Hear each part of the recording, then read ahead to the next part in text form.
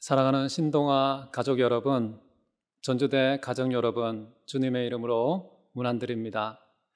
지난 한 학기 동안 저희는 교직원 예배 드리지 못했습니다.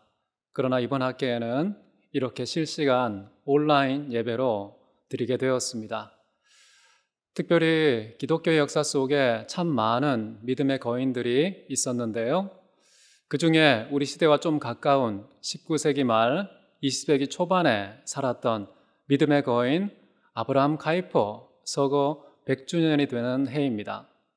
자, 이러한 때에 우리가 그의 사상을 좀 본받고 그가 남겨놓은 귀한 유산 계승하는 그런 시간을 갖기를 원하는데요. 아브라함 카이퍼의 별명은 10개의 머리, 100개의 손을 가진 사람이다 라고 말합니다. 100인분의 삶, 10인분의 지성, 어떻게 이렇게 이론과 실천에 있어서 탁월하고 방대한 삶을 살 수 있었을까? 카이퍼가 만난 하나님은 누구시고 그가 깨달은 하나님의 진리는 무엇일까? 이것을 함께 생각하며 4번에 걸쳐 여러분과 함께 나누기를 원하는데요. 오늘 첫 번째 시간으로 인간은 누구인가? 라는 주제를 함께 나누고 싶습니다. 먼저 묵도하심으로 예배를 시작하도록 하겠습니다.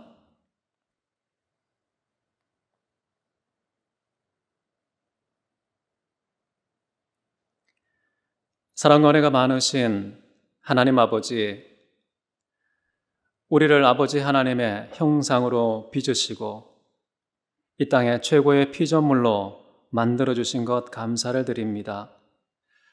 하나님의 뜻에 맞게 살아갈 때 우리에게 최고의 행복이 주어지고 이 땅에 최고의 유익을 끼치는 하나님의 자녀들로 살아가게 됨을 믿습니다.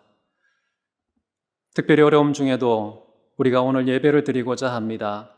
주님께서 일터 각 곳곳에 하나님 친히 임재하셔서 인격적인 만남이 있게 하시고 거룩한 변화가 인격과 삶에 나타나게 해 주시옵소서. 오늘도 말씀 가운데 함께 하셔서 성령께서 친히 말하고 듣는 모든 자가 진리 가운데로 인도함 받는 귀한 시간 되게 하여 주옵소서. 초음과 나중을 주께 의탁하오며 존귀하신 예수 그리스도 이름으로 기도했습니다. 아멘. 오늘 여러분과 함께 나누고 싶은 하나님의 말씀은 창세기 2장 7절 말씀입니다. 제가 봉독해 드리도록 하겠습니다. 여호와 하나님이 땅의 흙으로 사람을 지으시고 생기를 그 코에 불어넣으시니 사람이 생명이 된지라. 아멘. 여러분, 인간은 누구입니까? 좀 구체적으로 말한다면 나는 누구입니까? 자, 이 질문에 대해서 저는 이런 대답을 작성해 봤습니다. 나는 신의 형상을 따라 지음을 받은 최고의 존재로서 신이라는 아버지와 더불어 살아가고 교회라는 가족과 더불어 살아가고 온 인류라는 이웃과 더불어 온 우주라는 저택에서 살아가는 하나님의 자녀이다. 저는 이렇게 정의해 보았는데 그 근거는 어디에 있을까요? 저는 존재의 시작에 있다고 생각을 합니다. 오늘 읽은 말씀 다시 한번 보시면 사람의 기원에 대해서 잘 설명해 주고 있는데요. 인간 존재의 근원은 하나님 자신이다 라는 사실을 여기서 확인할 수 있습니다. 성별과 민족과 국적과 부모와 성격과 재능, 재산과 지역은 다 다르다고 할지라도 그 누구도 변경할 수 없는 모든 인간의 공통적인 것은 하나님에 의해 그분의 형상대로 창조된 존재라는 것입니다. 이 사실은 누구도 파괴할 수 없는 인간의 평등성이 비빌 유일한 언덕이라고 생각합니다. 다른 모든 요소들은 이 사실 앞에서 고개를 숙여야 되겠죠. 하나님은 자신의 형상을 따라 인간을 창조하셨습니다. 비록 그 형상은 다양하지만 인간은 대단히 다양합니다. 그 다양성은 상상을 초월하는데요. 인간 개개인은 인류의 역사 전체에서 단 한 번도 반복되지 않았을 정도로 고유하고 특별한 하나님의 작품이다 라고 생각합니다.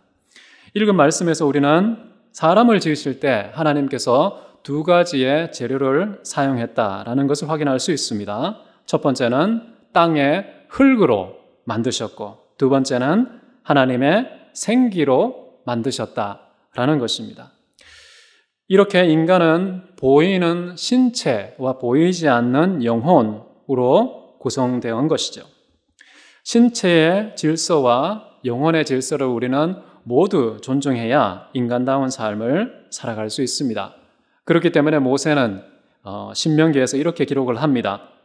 사람이 떡으로만 살 것이 아니요 여호와의 입에서 나오는 모든 것으로 사는 줄을 알게 하려 하심이라. 하나님께서 이스라엘 백성들을 종되었던 애굽에서 불러내어서 이르게 하신 그 광야에서 하늘에서 만나를 내리시면서 그 목적과 의도가 무엇이었는가? 첫 번째는 인간의 신체를 위해서 떡을 먹고 산다는 존재 알리는 것이죠. 동시에 인간은 영혼을 가지고 있기 때문에 하나님의 입에서 나오는 모든 것으로만 살 수 있다는 것. 이 사실을 우리에게 가르치기 위함이다 라고 말합니다. 여러분, 하나님의 입에서 나오는 것은 크게 두 가지라 볼 수 있습니다. 첫 번째는 하나님의 말씀이 되겠고요. 두 번째는 하나님의 성령.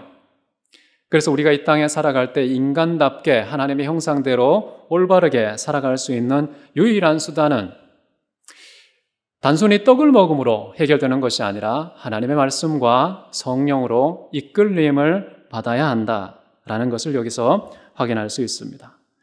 인간은 누구인가? 신체와 영혼으로 구성되어 있기 때문에요. 보이는 물질의 세계와 보이지 않는 영혼의 세계 모두에 교통하고 관여할 수 있는 그런 특별한 존재로 지음을 받았습니다. 영혼이 있기 때문에 다른 모든 짐승과는 구별되고 뛰어나다고 할 수 있겠고요. 육체를 가지고 있기 때문에 천사보다 뛰어난 존재다라고 말할 수 있겠습니다. 여러분, 15세기 르네상스 시대에 인간론에 대해 가장 탁월한 저술을 남긴 사람 중에 하나가 피코 델라 미란돌라, 이탈리아 출신의 철학자라고 할 수 있는데요.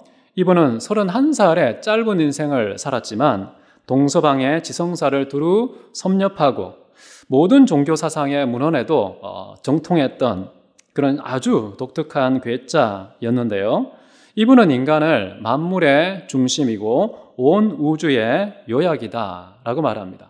세상의 모든 장관 중에서도 가장 경탄할 만한 존재는 인간이다. 인간은 그 자체로 위대한 기적이다라고 말합니다. 자, 그런데 인간을 동물이나 하늘의 별과 태양만이 아니라 하늘에 있는 천사들까지도 흠모하고 질시하는 이유는 무엇인가? 피코는 묻고 있습니다. 그러면서 답하기를 인간은 무한한 자율성과 무한한 가능성을 가지고 있기 때문에 질시의 대상이 되고 있다라고 말합니다.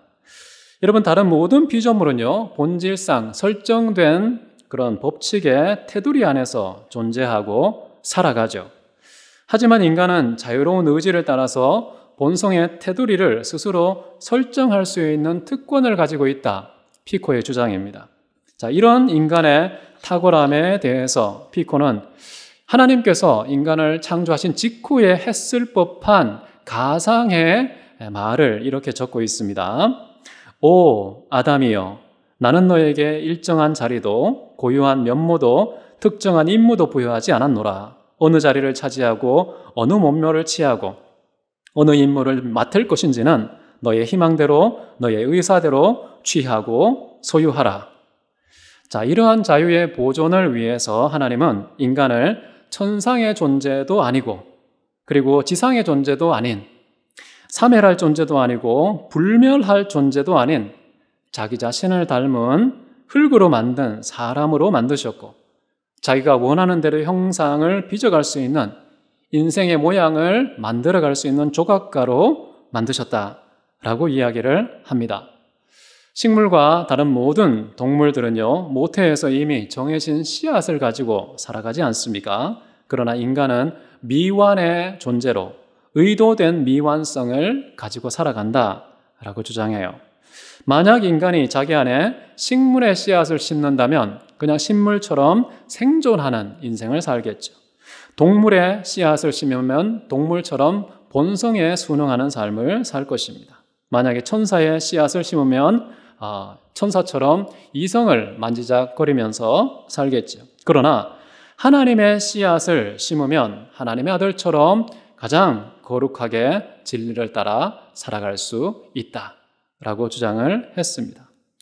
이처럼 카멜레온 같이 그 무엇도 될 수 있는 우리의 특전은 오직 인간에게 주어진 하나님의 선물이기 때문에 창조자가 천사나 다른 모든 피조물보다 더 인간을 뛰어나게 지으셨다라고 주장해요.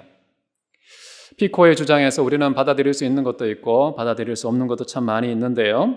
어쨌든 인간은요, 천상과 지상을 연결하는 야곱의 사닥다리 위에 서서 선택해야 한다라고 강조합니다.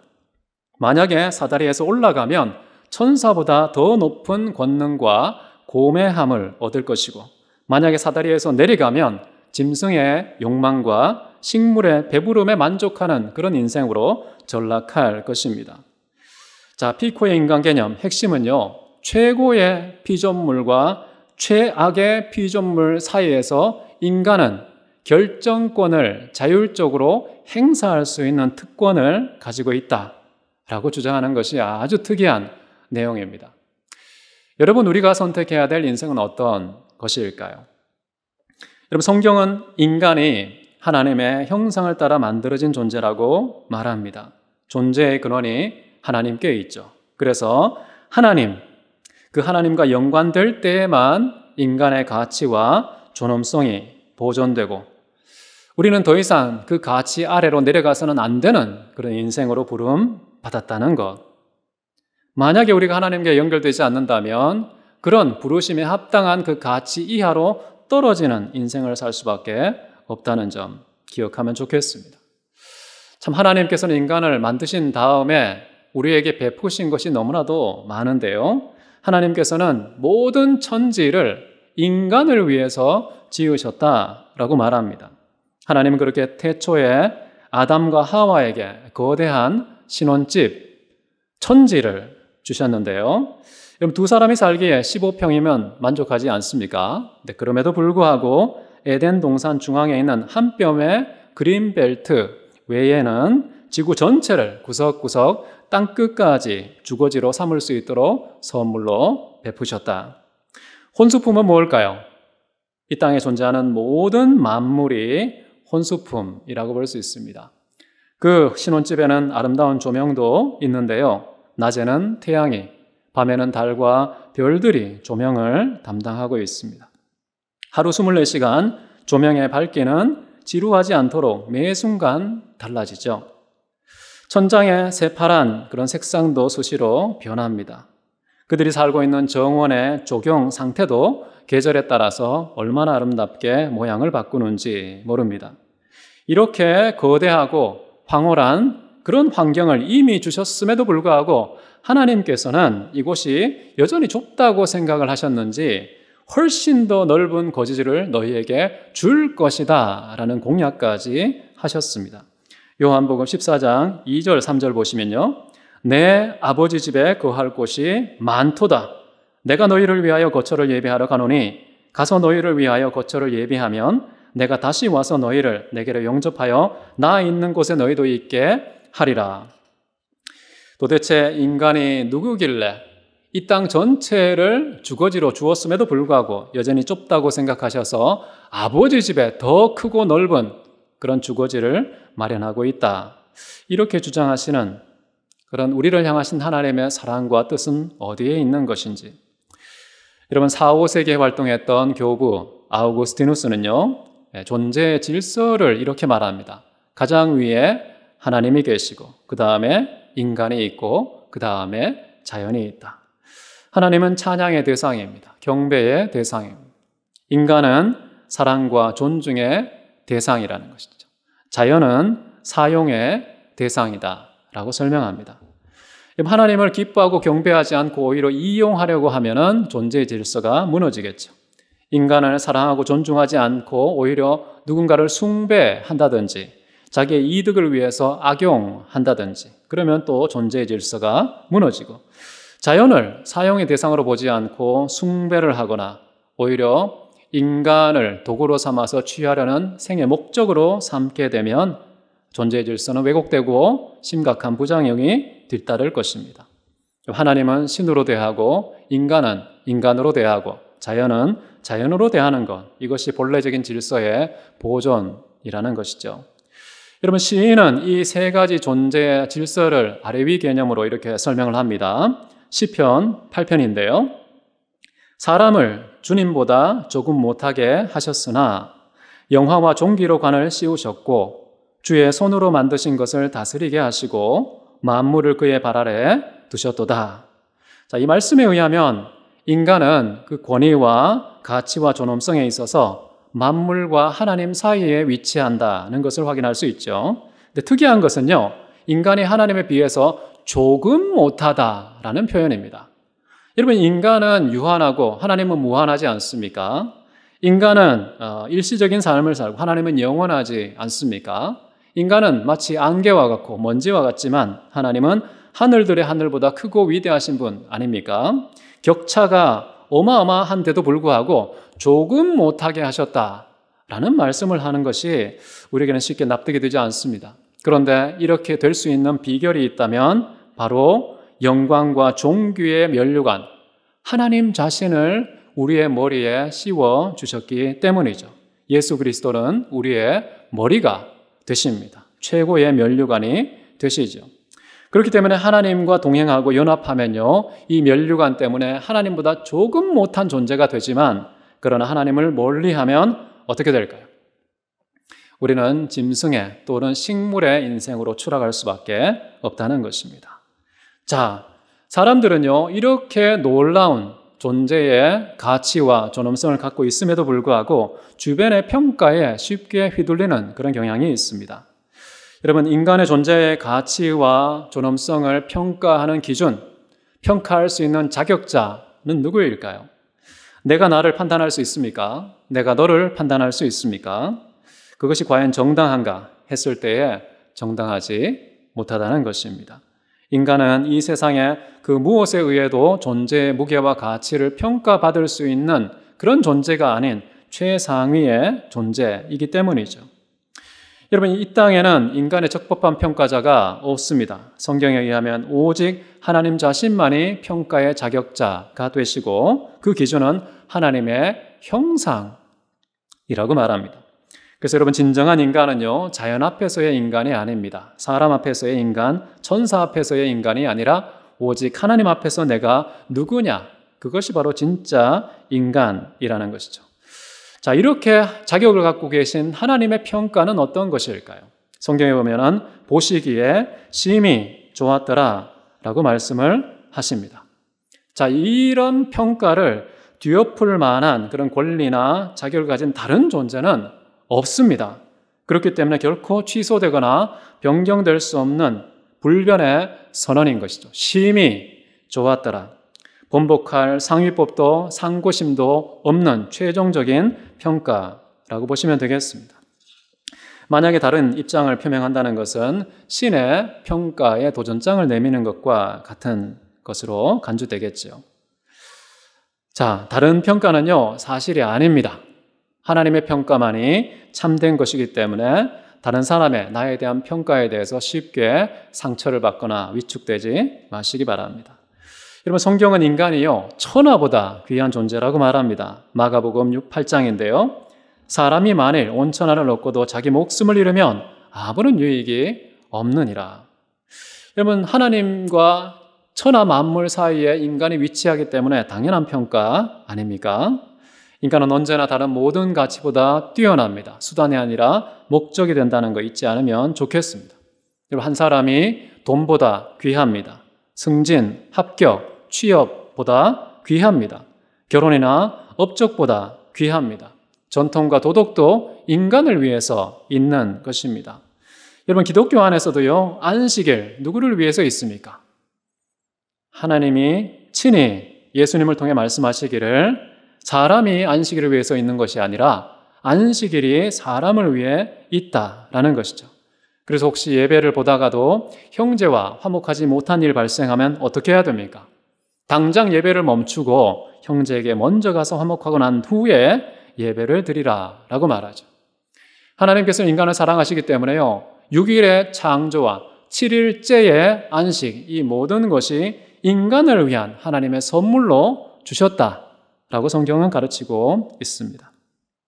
자, 그런 인간, 이 세상의 가장 높은 가치와 존엄성으로 높여놓으신 그 인간의 궁극적인 삶의 목적은 무엇일까요? 하나님 자신이다 라는 것이 성경의 결론입니다. 인간은 자신의 가치보다 더 큰 가치를 추구하는 것이 정상적인 것이겠죠. 결코 인간은 자연을 위해서 살지 않습니다. 자기 자신을 위해서도 살지 않습니다. 이웃을 위해서 사는 것도 아닙니다. 나보다 더 높은 가치는 유일하게 하나님밖에 없습니다. 그래서 인간은 하나님을 위해서 사는 것이고, 이 땅에 존재하는 모든 만물은 인간을 위해서 존재하는 것이죠. 이런 존재의 질서를 우리는 기억할 필요가 있겠습니다. 여러분, 인생의 목적은 인생의 크기하고 비례하는 법입니다. 돈을 인생으로 목적으로 생각하면 인생의 크기는 돈의 액수로 결정될 수밖에 없겠죠. 건강을 목적으로 삼는다면 우리는 신체의 상태가 인생의 크기를 결정할 수도 있고, 장수를 목적으로 삼다면 생존의 길이가 인생의 가치처럼 여겨질 수 있습니다. 인기와 명예를 목적으로 삼는 인생은 박수의 분량에 의해서 인생이 결정되는 것들인데요. 지금 말씀드린 일은 인생의 목적으로 삼고 있는 요소들은 인간 자신보다 열등한 것들이에요. 인간보다 못한 가치를 목적으로 삼는다는 것 자체가 하나님께서 인간을 최고의 존재로 만드신 그 목적에 부합하지 않습니다. 항상 인간은 하나님을 인생의 목적으로 설정해야 된다는 것이죠.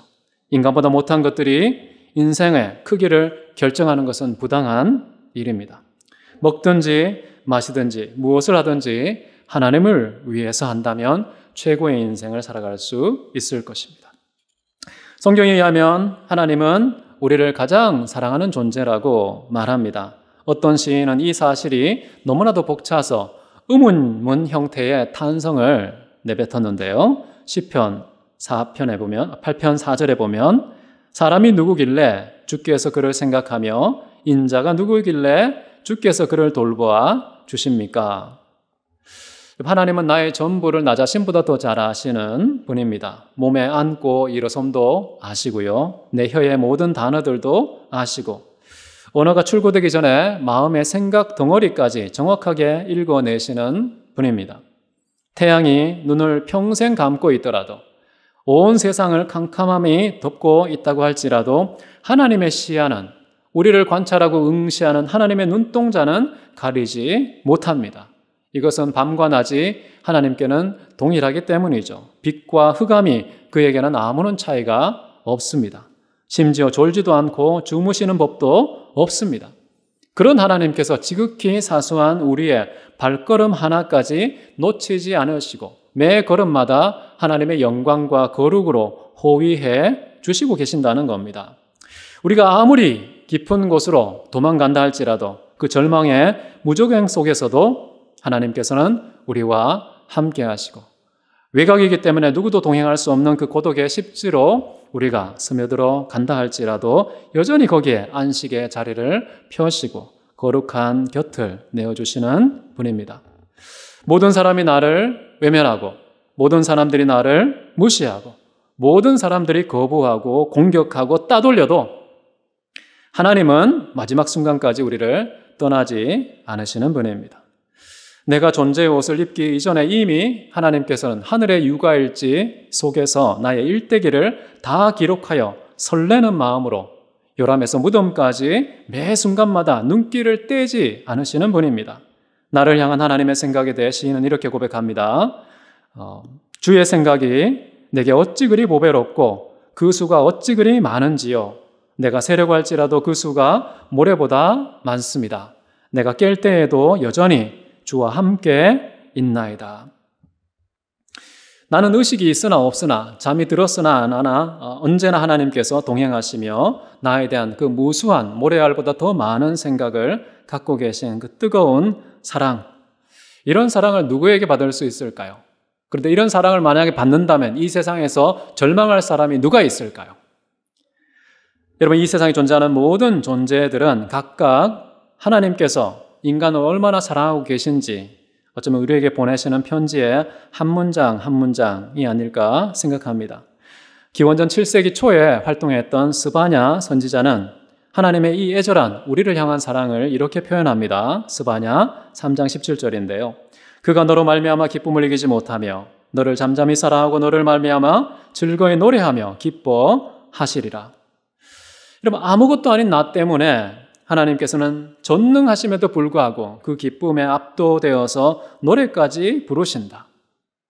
여러분, 만약에 우리를 위해서 총장님께서 노래를 부르신다. 나를 위해서 대통령이 노래를 부른다. 얼마나 기쁘겠습니까? 그런데 만왕의 왕 되신 하나님께서 나를 너무도 사랑하고 기뻐하셔서 주체하지 못하고 오히려 노래까지 부르시는 그런 유쾌한 패배자를 자초하시는 이런 사실은 나처럼 그분의 절대적인 사랑을 탐독할 수 있다고 봅니다. 하나님은 우리를 사랑하고 계시다는 사실, 과연 그것의 의미는 무엇일까요? 사랑은 내가 너 안에, 너가 내 안에 거하는 그런 완전한 연합을 말합니다. 사랑하면 서로가 서로에게 내 뼈 중에 뼈요, 살 중에 살이라고 고백하게 됩니다. 자아와 피아의 구분이 없어지는 것이죠. 그래서 스가랴 선지자는 하나님이 사랑하는 자를 건드리면 하나님을 건드린 것이다 라는 취지에서 이런 말을 하죠. 너희를 범하는 자는 그의 눈동자를 범하는 것이다. 같은 맥락에서 시인은 이렇게 말합니다. 나를 눈동자와 같이 지키시고 주의 날개 그늘 안에 감추어 주신다 라고 고백을 합니다. 악한 자는 나를 만지지도 못할 것입니다.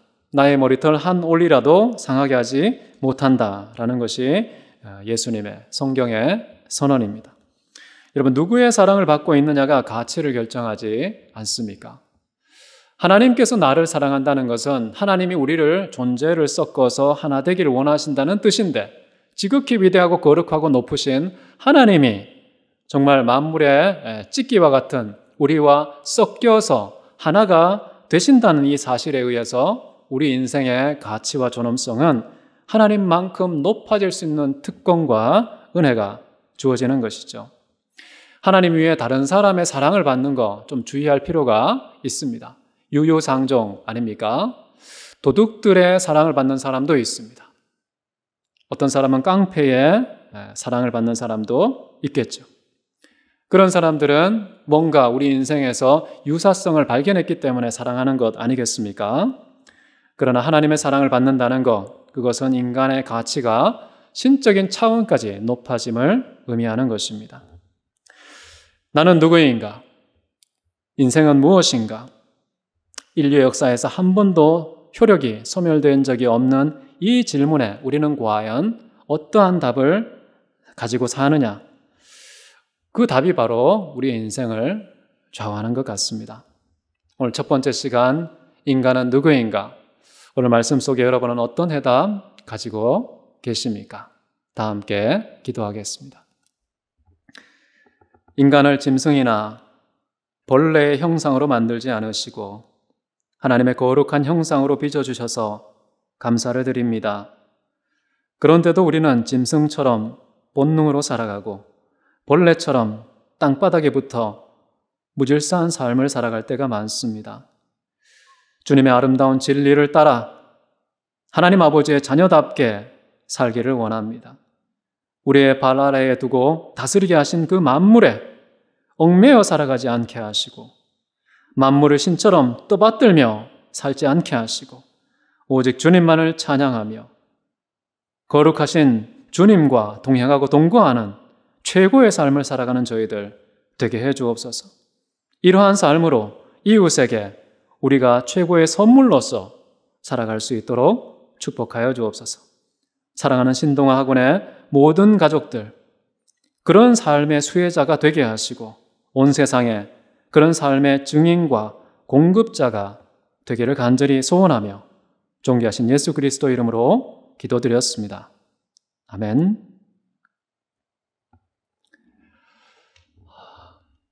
광고 말씀은 특별히 없고요. 다음 시간에는 질서란 무엇인가 라는 주제로 함께 만나도록 하겠습니다. 제가 축도함으로 모든 예배를 마치도록 하겠습니다. 지금은 우리 주 예수 그리스도의 은혜와 아버지 하나님의 무한한 사랑과 성령의 감동 감화 충만 교통케 하심이 하나님께서 당신의 최고 형상으로 만드시고 최고의 인생을 살기를 소원하는 아버지의 뜻을 따라 나는 누구인가? 인간은 누구인가? 이 질문 앞에 성경을 답으로 삼고 살기를 소원하는 사랑하는 모든 전주대 그리고 신동학원 가족 위에 영원토록 함께 계시기를 간절히 축원하옵나이다. 아멘.